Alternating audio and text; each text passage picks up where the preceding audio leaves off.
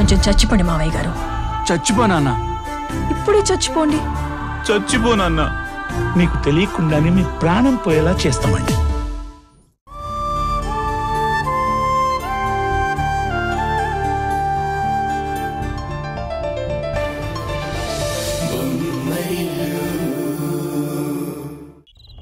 ACP గారి permission తీసుకున్నాను కదా, తిను మేఘన.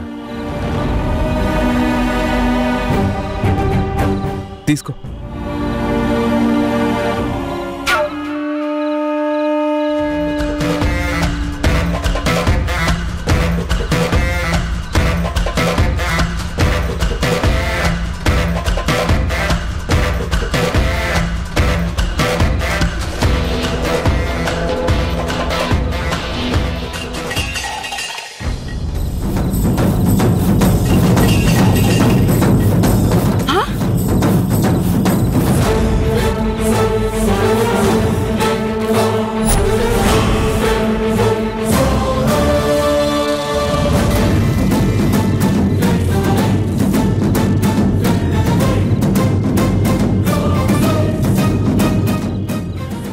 ఎవరి దయా దాక్షిణ్యాల మీదో నేను బ్రతకడం లేదు.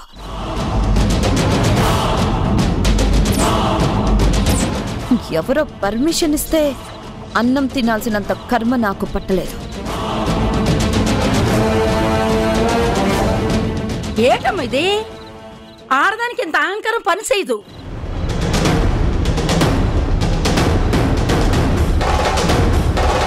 నీ పెర్మిట్ని నువ్వెన్ని ఇబ్బందులు పెట్టినా నువ్విక్కడ ఇబ్బందులు పడుతున్నావని నీకోసం వన్నం తీసుకొస్తే ఇలా నేరపాలు చేస్తావా? ఇలా వన్నాలు ఇసురు కొట్టినోనికి ఆ పూటకి వన్నం దొరకదు తెలుసా? ఒక్క పూట అన్నం తిననంత మాత్రాన నా ప్రాణం ఏమీ పోదు. కానీ ఇలా స్టేషన్లో తింటే నా పరువు పోతుంది.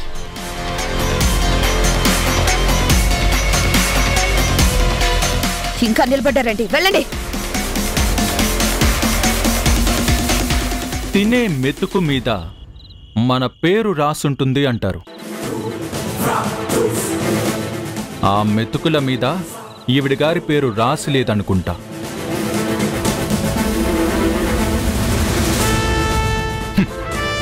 సరే, మీరు బయలుదేరండి.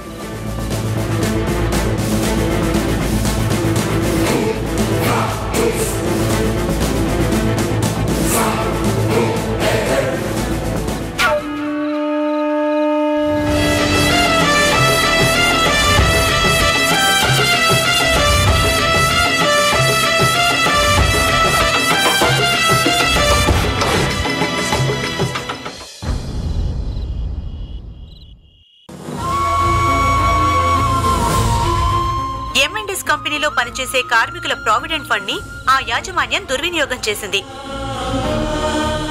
ఈ విషయమై పీఎఫ్ కమిషనర్ కి కంప్లైంట్ రావడంతో ఆ కంపెనీ యజమానురాలు మేఘనని పోలీసులు అరెస్ట్ చేశారు.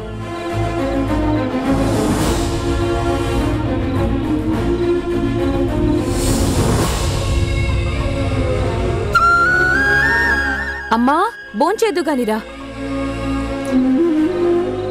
నాకు ఆకలిగా లేదమ్మా, మీరు భోంచేయండి.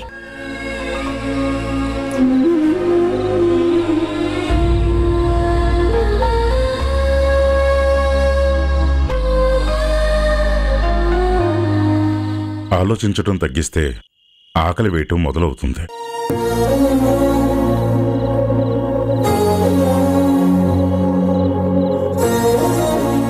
నువ్వు భోజనం చేయకుండా ఆలోచిస్తూ కూర్చున్నంత మాత్రాన పరిస్థితులు మారవు కిరణ్.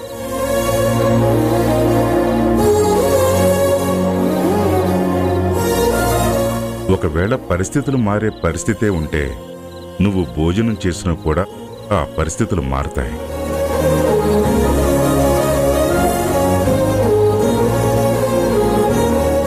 మేఘనకు బుద్ధి చెప్పడం కోసం, కార్మికులకు న్యాయం చేయటం కోసం నువ్వు చేసింది మంచి పనే కాబట్టి దాని గురించి ఎక్కువ ఆలోచించుకో.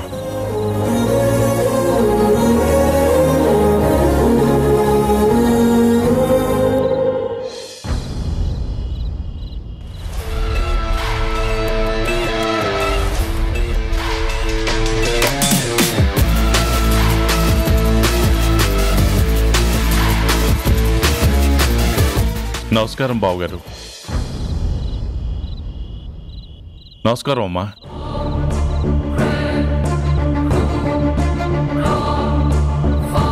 అక్కడే ఆగిపోయారేంటి? రండి.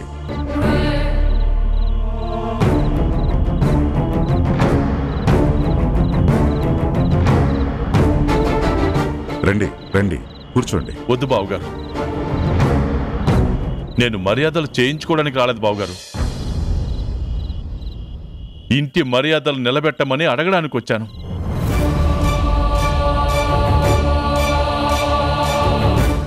మన పిల్లలు తప్పు చేస్తే దాన్ని కడుపులో పెట్టుకోవాలే కానీ వాళ్ళని జైల్లో పెట్టించాలని ఆలోచించకూడదు కదా. ఆ విషయం మాట్లాడాల్సింది నాతో కాదు, కిరణ్మయితో.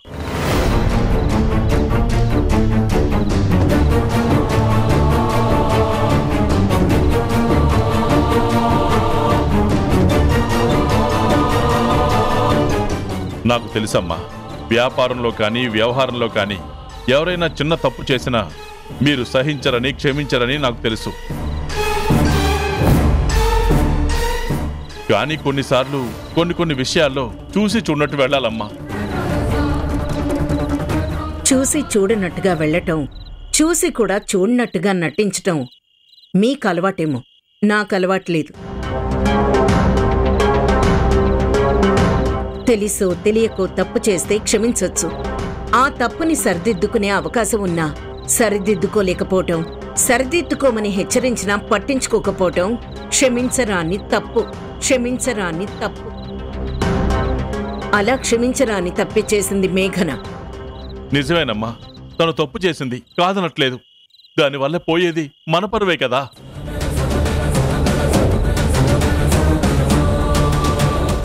రాజకీయ కుటుంబాల్లో ఇలాంటిది ఏదన్నా జరిగితే అది రాజకీయ పరంగా ఎంత నష్టం కలిగిస్తుందో మీకు తెలుసు కదా. అందుకని మీరు ఆ కేసును విత్డ్రా చేసుకుంటే రాజకీయ పరంగా మీకు నష్టం జరగదు, వ్యాపార పరంగా మీ కూతురికి లాభం జరుగుతుంది అంటారు, అంతేగా? అంటే లాభ నష్టాల కన్నా కూడా పరువు ప్రతిష్టలు ముఖ్యం కదమ్మా. ఆ పరువు ప్రతిష్టల కోసమైనా మీరు ఆ కేసు విత్డ్రా చేసుకోవాలి. మేఘనాని పోలీస్ స్టేషన్ నుంచి బయటికి తీసుకురావాలి. కావాలంటే మీ కాళ్ళు పట్టుకుంటానమ్మా.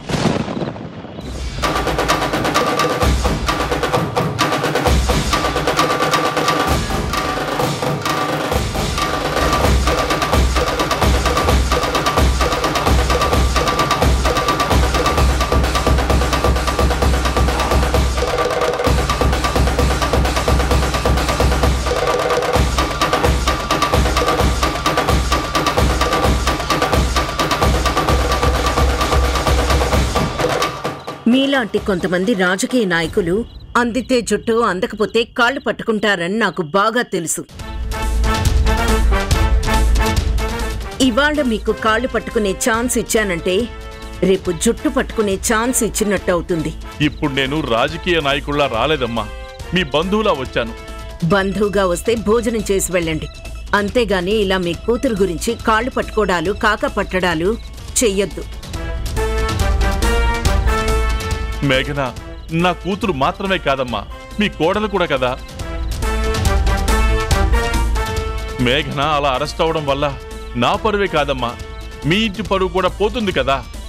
మా ఇంటి సంగతి, మా పరువు సంగతి మేం చూసుకోగలం, మీరేం చెప్పనక్కర్లేదు.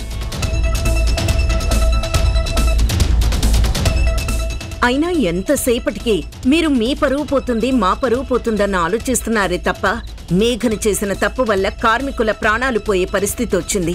దాని గురించి ఆలోచించరేంటి? వద్దు, ఇంకేం చెప్పొద్దు.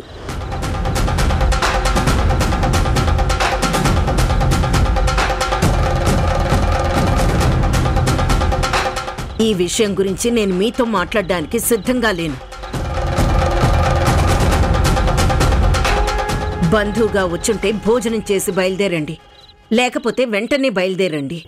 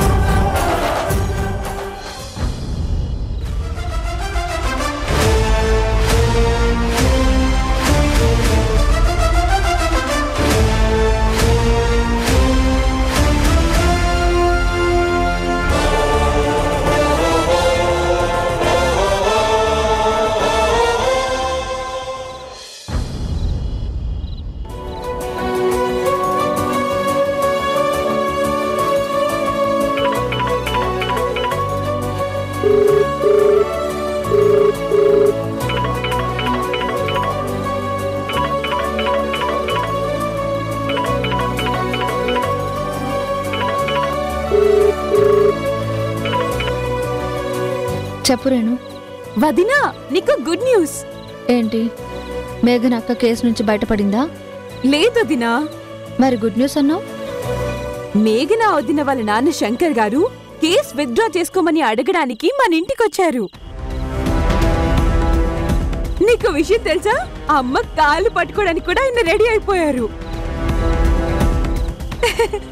కానీ నా కాలు పట్టుకునే అర్హత కూడా నీకు లేదు అని అమ్మాయిని పంపించేసింది. తప్పు రేణు, అలా నవ్వొద్దు. ఆయన కాళ్ల బేరానికి వచ్చారు కదా అని ఇలా అవహేళన చేస్తూ మాట్లాడటం కరెక్ట్ కాదు.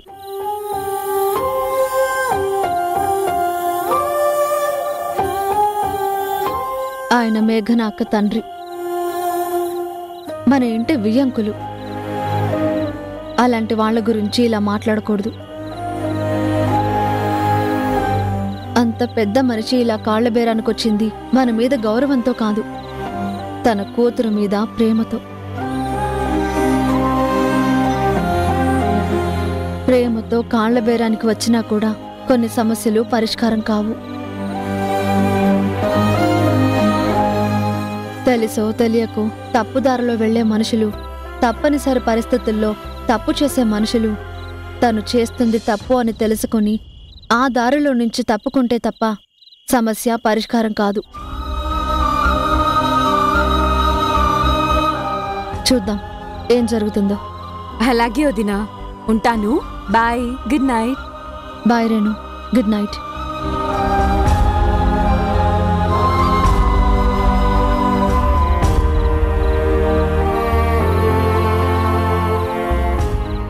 ఏంటలా చూస్తున్నారు? ఏంటో ఈ మధ్య నీ మాటలు సరిగ్గా నాకు అర్థం కావడం లేదు. సరిగ్గా అర్థం కావడం లేదా, లేక మీరు సరిగ్గా అర్థం చేసుకోవట్లేదా? నాకు సరిగ్గా అర్థం కాకపోవడానికి, నేను సరిగ్గా అర్థం చేసుకోలేకపోవడానికి తేడా ఏంటి? సరిగ్గా అర్థం చేసుకోకపోవడం అంటే నా మాటలు గజిబిజిగా ఉండటం. సరిగ్గా అర్థం చేసుకోలేకపోవడం అంటే మీ మనసు గజిబిజిగా ఉండటం. నా మనసు గజిబిజిగా ఉండడం ఏంటి? అలా ఎందుకు ఉంటుంది? ఎందుకంటే వైజాగ్ వెళ్ళొచ్చినందుకు.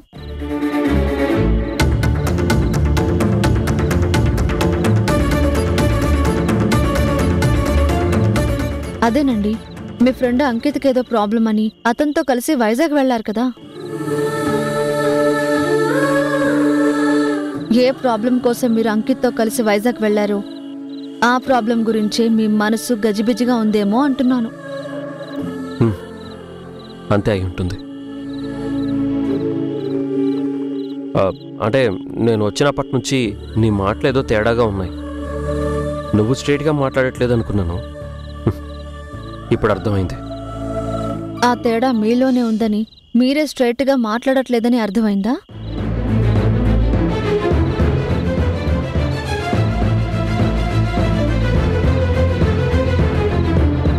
మనం స్ట్రైట్గా లేకపోతే ఎదుటివారి మాటలు కూడా స్ట్రైట్గా లేనట్టుగా ఉంటాయండి. మనం స్ట్రైట్గా ఉండాలంటే ముందు మన మనసులో ఉన్న గజిబిజిని, గందరగోళాన్ని ఎవరితోనైనా పంచుకుని ఆ భారం తగ్గించుకోవాలి.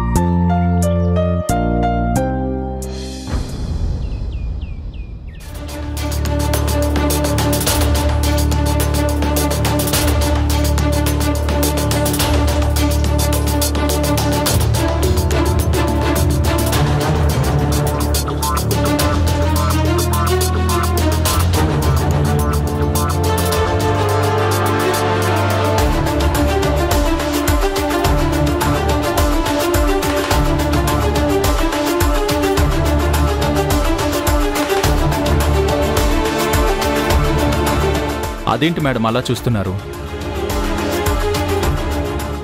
ఆ చూపులకి కనుక పవర్ ఉంటే ఎదుటి వాళ్ళు మాడి మసైపోతారు.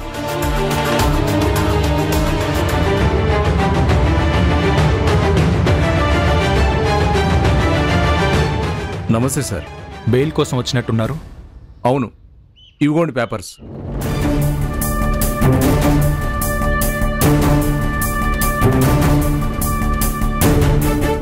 పేపర్స్ చూడాల్సిన అవసరం లేదు. ఎవరొచ్చినా కూడా స్టేషన్ బెయిల్ ఇవ్వొద్దని మా కమిషనర్ గారు చెప్పారు. ఫినాన్షియల్ మ్యాటర్ క్లియర్ అయ్యే వరకే కదా బెయిల్ ఇవ్వద్దని చెప్పారు. Yes, of course. ఇవిగోండి, సంజయ్ గారు ఆ మ్యాటర్ క్లియర్ చేశారు. పేపర్స్ చూడండి.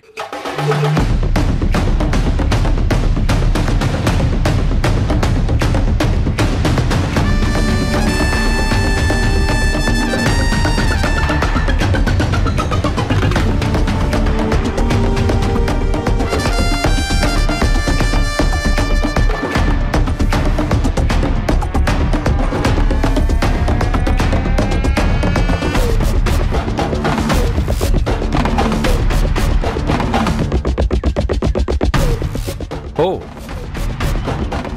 మేడం గారు, ప్రొవిడెంట్ ఫండ్ అకౌంట్కి పంపించాల్సిన అమౌంట్ అంతా మీ ఫార్మాసిటికల్ కంపెనీ నుంచి మీరు పే చేశారన్నమాట. అవును సార్, వడ్డీతో సహా పే చేశాను. ఇప్పుడు స్టేషన్ బెయిల్ ఇవ్వడానికి మీకేం అభ్యంతరం లేదనుకుంటాను. మీకేదైనా అభ్యంతరం ఉంటే, బెయిల్ ఇవ్వడం కుదరదు అంటే let us go to court. అవసరం లేదు సార్. ప్రాబ్లం సాల్వ్ అయ్యాక దాన్ని సాగతీయాల్సిన అవసరం నాకు లేదు.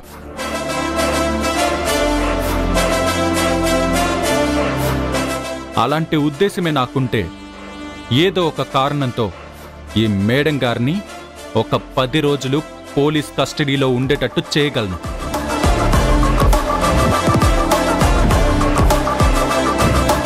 చేతిలో ఉన్న అధికారాన్ని అడ్డం పెట్టుకుని ఎదుటి వాళ్ల మీద కక్ష తీర్చుకునే రకం కాదు నేను.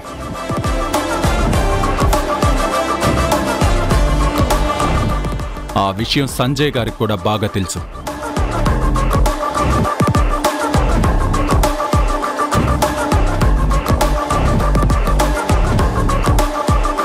కానిస్టేబుల్స్ సార్, మేడం గారిని బయటికి తీసుకురండి. Okay sir.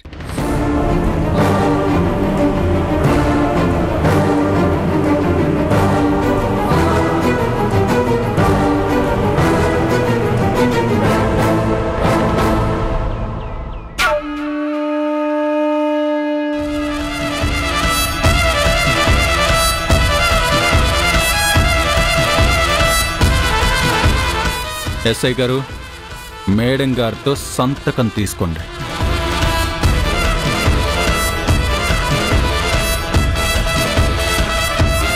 మేడం, ఇక్కడ సైన్ చేయండి.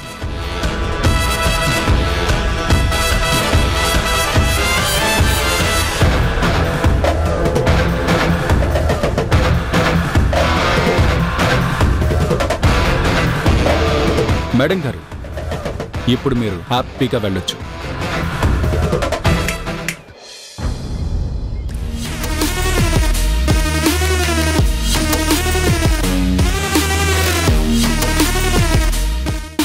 ఒక్కరోజు నన్ను సెల్లో పెట్టినంత మాత్రాన నువ్వేదో సాధించానని అనుకుంటున్నావేమో. ఇంతకింత నీకు రిటర్న్ గిఫ్ట్ ఇస్తాను, రెడీగా ఉండు. గిఫ్ట్లు తీసుకోవడం, ఇలాంటి రిటర్న్ గిఫ్ట్లు తీసుకోవడం ఈ ఏసీపీకి అలవాట్లేదు మేడం. నేను అలవాటు చేస్తాను, చూస్తూ ఉండు.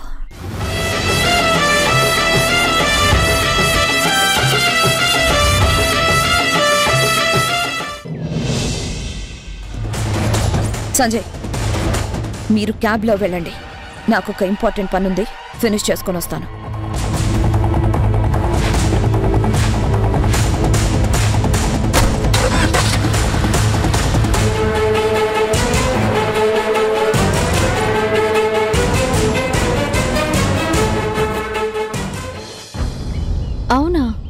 మేఘన అక్క కేసు నుంచి బయటపడిందా? అవునమ్మా, సంజయ్ వెళ్ళి ఆ అమౌంట్ పే చేసి మేఘనని విడిపించాట.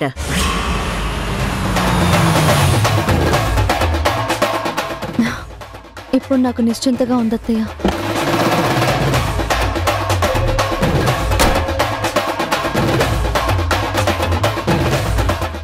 ఆ మేఘనకి బుద్ధొస్తే గాని నాకు నిశ్చింతగా ఉండదమ్మా.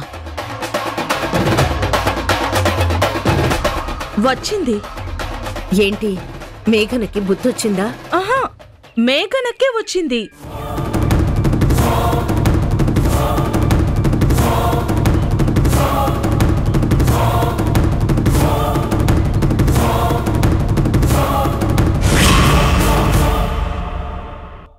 ఏ పోలీసుల చేత నన్ను అరెస్ట్ చేయించావో అదే పోలీసుల చేత నిన్ను అరెస్ట్ చేయిస్తాను. రేపు సాయంత్రం 7 గంటలకి మా పెద్ద కోడలు సునీతకి సీమంతం చేస్తున్నాం. పక్కనే మా చిన్న కోడలు కూడా ఉంది. అలాంటి సీమంతానికి గర్భవతి అయ్యే అదృష్టం లేని ఉషని పిలవటం మంచిది కాదు కదండి. వాళ్ళన్న దాంట్లో నిజం ఉంది కదత్తయ్య. నన్ను బొట్టి పెట్టి పిలిచారు అంటే నాకు పిల్లలు పుట్టే ఛాన్స్ ఉంది కాబట్టి పిలిచారు. లేదు, నాలో ఏ లోపమూ లేదు. నాకు పిల్లలు పుడతారు.